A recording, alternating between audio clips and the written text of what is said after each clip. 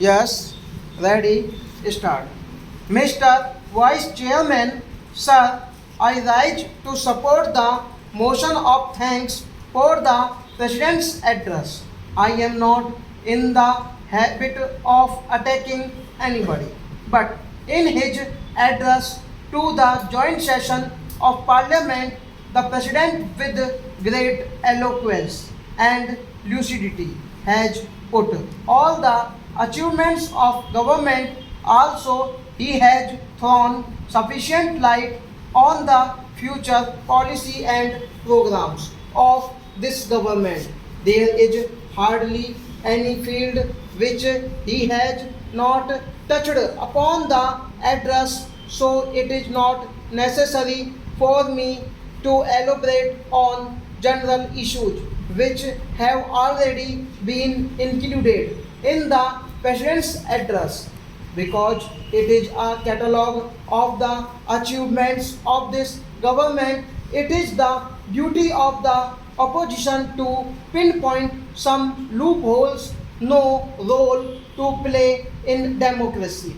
So we go here and there, otherwise they should not be agitated over what they say, because a time will come when we have to take vote on this and people will throw them out at the time of voting. Therefore, I do not have any intention to confront what they say and what they point out against the government. Since it is a general discussion, members belonging to different parts of the country use the opportunity to bring out the problems pertaining to their respective areas. As you know, sir, from the northeastern region, we are very few, and since I represent that region, I want to elaborate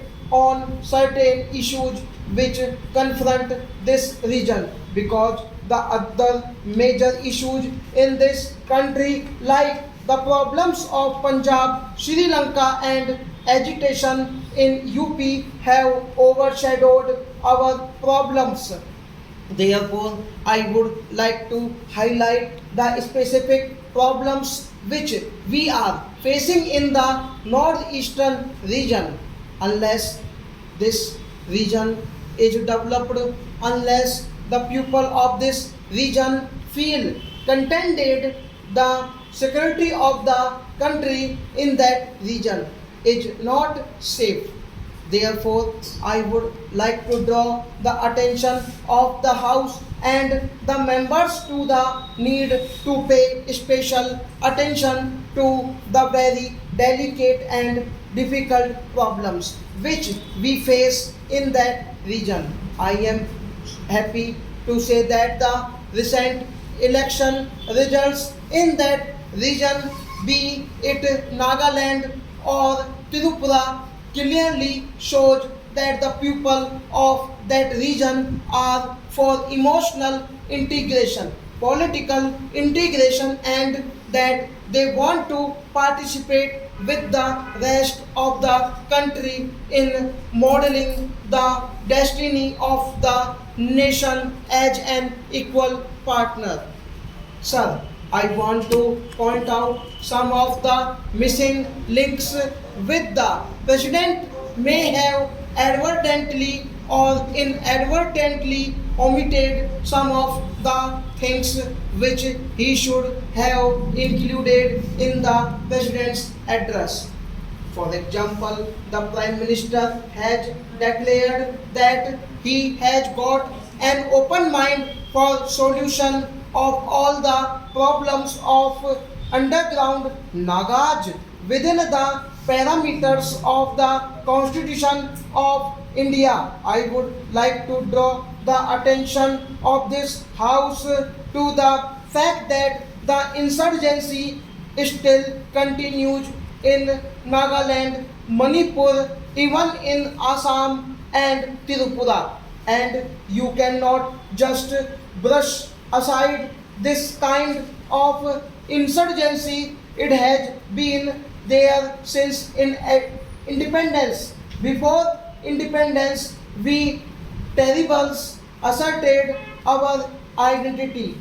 We do not like to be swamped, or we do not want to be submerged by the majority community, and therefore we asserted our identity, our right to survive as a pupil, but it was construed as anti-national. But it was Pandit Jawaharlal Nehru who recognized this aspiration of the tribal people.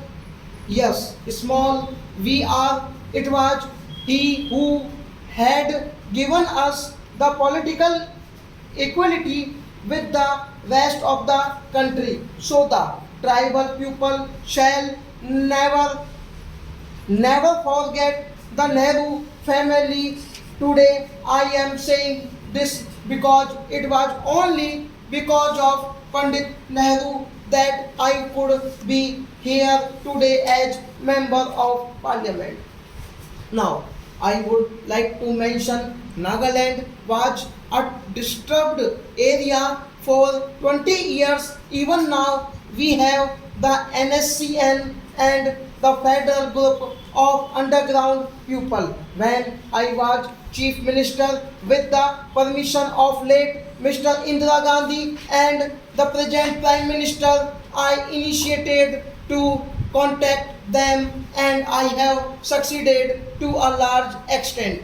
I told them that whether it is the federal group, they are Nagas, they are Indian citizens. If we kill each other, it amounts to fratricide, it is civil war. How can you entertain civil war in your own state, among your own people, among your own brothers? So it is always good to bring them together, bring them to the talking table so that a solution can be worked out. The Prime Minister, during his last visit to Nagaland, has also said that the door is open for talks within the framework of the Constitution of India. But at the same time, I read the paper that there will be a joint operation of the Burmese army and the Indian army. On the one side, you are saying you join us. On the other side, again, you want to use Gandhaj. Is it peaceful approach? I would request the Prime Minister to see whether this is a pragmatic approach. Stop.